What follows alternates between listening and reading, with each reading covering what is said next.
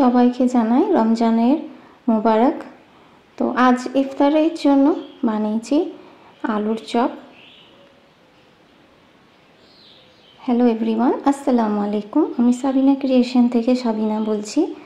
আজ আমি রমজান স্পেশাল বানিয়েছি আলুর চপ। তো স্পেশাল এই আলুর চপটা আমি কিভাবে বানিয়েছিলাম তো আপনাদের সাথে শেয়ার করব। তো ভিডিওটি যারা দেখতে শুরু করেছেন তাদেরকে একটা রিকোয়েস্ট করছি, আপনারা যারা দেখছেন যেন ভিডিওটি স্কিপ না করে পুরো ভিডিওটি দেখবেন। তো প্রথমেই আমি দেখুন এখানে দুটো বড় সাইজের আলু সেদ্ধ করে নিয়েছি আর নিয়েছি ভাজা বাদাম। এদিকে নিয়েছি স্বাদ মতন লবণ আর এখানে নিয়েছি ভাজা মশলা। এটাতে আছে গোটা জিরে, গোটা ধনে, তেজপাতা এবং শুকনো লঙ্কা। আমি একসাথে ভেজে গুঁড়ো করে নিয়েছি। আর নিয়েছি আমি দুটো ছোট সাইজের পেঁয়াজ বেরেস্তা করে নিয়েছি।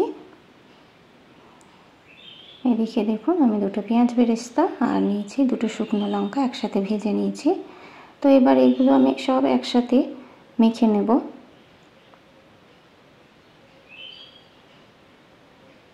এগুলো সব একসাথে আমি হাতে করে মেখে নিচ্ছি।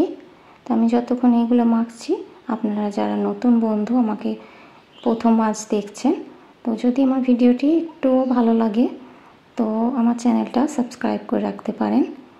পরবর্তী ভিডিও দেখার জন্য বেল বাটনটা অবশ্যই অল করে দেবেন। তো এটা ঢেকে দিলাম। এইদিকে নিয়ে নিয়েছি আমি দেখুন এখানে 4 টেবিল স্পুন বেসন নিয়েছি আর 4 টেবিল স্পুন নিয়েছি ময়দা। দিয়ে দিচ্ছি স্বাদ মতন লবণ, সামান্য হলুদের গুঁড়ো, দিচ্ছি ভাজা মশলাটা আর দিচ্ছি এখানে আদা রসুনের পেস্ট সামান্য,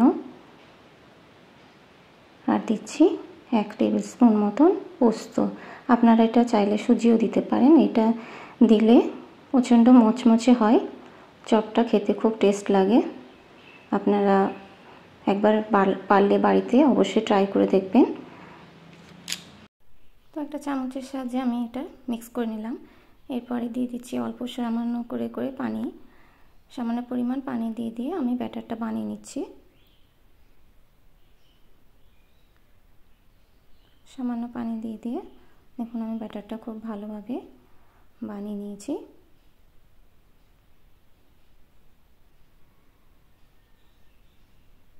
ব্যাটারটা আমার খুব সুন্দরভাবে বানানো হয়ে গেছে। এবারে আমি আলু মাখাটা গোল গোল করে চপের শেপ নিয়ে নেব। তো এটা আমি অফ ক্যামেরাতেই করে নিয়েছি। ভিডিওটি বেশি বড় হয়ে গেলে আপনাদের দেখতে অতটা ধৈর্য লাগবে না, যার জন্য এটা আমি অফ ক্যামেরাতেই করে নিয়েছি। তো কড়াইয়ে তেলটা গরম হয়ে গেছে, এবার এক এক করে আমি চপগুলো ভেজে নেব।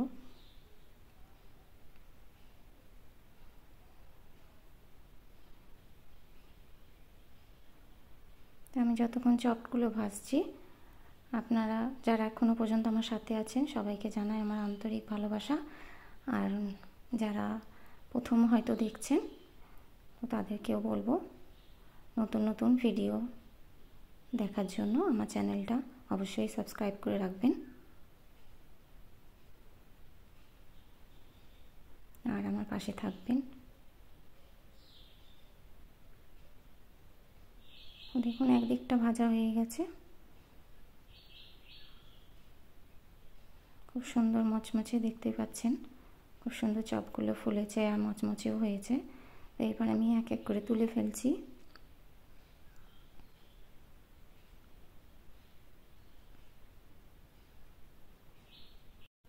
তো চপগুলো দেখুন আমার তোলা হয়ে যাচ্ছে।